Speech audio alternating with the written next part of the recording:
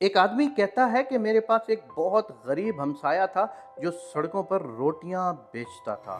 وہ اس کام سے زیادہ پیسے نہیں کما سکتا تھا اور ایک بڑی فیملی کی کفالت بھی کر رہا تھا جو اس کی کمائی پر گزارا کرتی تھی۔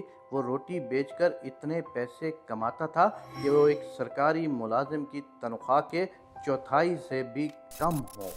اس کے باوجود وہ ہمیشہ خوش اور مسکراتا ہوا اس شخص کو دیکھتا تھا جیسے وہ دنیا کی تمام دولت کا مالک ہو۔ میں نے سوچا یہ شخص کیسے اتنا خوش رہ سکتا ہے حالانکہ اس کی مالی حالت اتنی خراب ہے اور اس کا ذریعہ معاش بہت کم ہے۔ پھر میں نے خود سے کہا کہ یہ خوشی کہاں ہے؟ میں کیوں اسے محسوس نہیں کرتا؟ میری مالی حالت تو اچھی ہے، میرے پاس بڑا گھر ہے، بینک میں پیسے ہیں، ہر چیز ہے جو مجھے چاہیے، گاڑی بھی ہے، گھر میں سکون بھی ہے، پھر بھی میں اس خوشی کو محسوس کیوں نہیں کر پا رہا؟ میں مایوس ہو گیا اور فیصلہ کیا کہ میں جاننا چاہتا ہوں کہ اس کی خوشی کا راز کیا ہے۔ آدمی کہتا ہے میں جمعے کے دن کا انتظار کرنے لگا کیونکہ وہ چھٹی کا دن تھا۔ میں نے اپنے خاندان کے ساتھ ناشتہ کیا، پھر میں نے اپنی گاڑی لی اور اس جگہ پہنچا جہاں وہ شخص روٹیاں بیچا کرتا تھا۔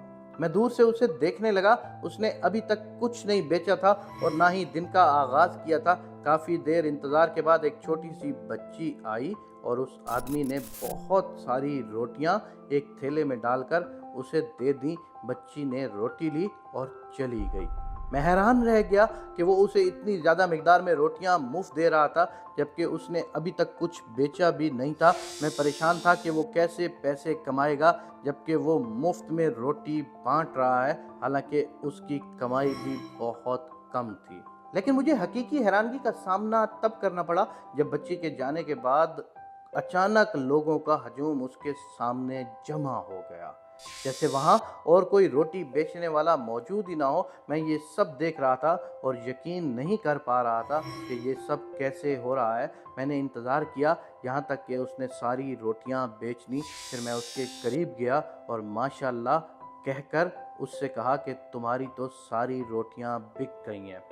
اس نے جواب دیا الحمدللہ، یہ اللہ کا فضل ہے، کیا تم روٹی لینا چاہتے ہو؟ میں نے کہا ہاں، لیکن اب تمہارے پاس مزید روٹی نہیں ہے۔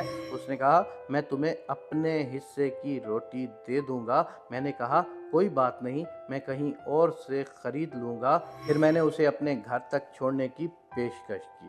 اس نے مجھے بتایا کہ وہ کسی کا انتظار کر رہا ہے۔ میں نے کہا ٹھیک ہے، ہم ساتھ انتظار کر لیتے ہیں۔ تھوڑی دیر بعد وہی بچی دوبارہ آئی۔ اس آدمی نے کچھ پیسے اس کے ہاتھ میں دیے اور اسے فوراً گھر جانے کو کہا۔ پھر ہم گاڑی میں سوار ہو گئے اور چلنے لگے۔ میں نے اس سے پوچھا اس بچی کی کیا کہانی ہے؟ اس نے جواب دیا یہ میرے دوست کی بیٹی ہے جو میرے ساتھ روٹی بیچتا تھا، لیکن وہ بیمار ہوا اور فوت ہو گیا اور اپنے پیچھے صرف عورتوں پر مشتمل ایک فیملی چھوڑ گیا۔ ایک دن میں نے اس کی بچی اور اس کی بڑی بہن کو کوڑے کے ڈھیر سے کھانا تلاش کرتے ہوئے دیکھا۔ میں نے ان سے پوچھا وہ کیا کر رہے ہیں تو انہوں نے بتایا کہ وہ 2 دن سے بھوکے ہیں اور کوڑے میں بچا ہوا کھانا اکٹھا کر رہے ہیں۔ تب میں نے فیصلہ کیا میں اپنی استطاعت کے مطابق ان کی کفالت کروں گا۔ آدمی کہتا ہے میں بہت متاثر ہوا اور اپنے آنسوؤں کو روک نہ سکا۔ تب میں نے جانا کہ اس کی خوشی کا اصل راز کیا ہے۔ دوستو، ہم بھی خوشی کو ڈھونڈنے میں بہت محنت کرتے ہیں کہ شاید پیسے میں خوشی ہے، لیکن اصل خوشی اور سکون لوگوں کی خدمت کرنے میں ہے۔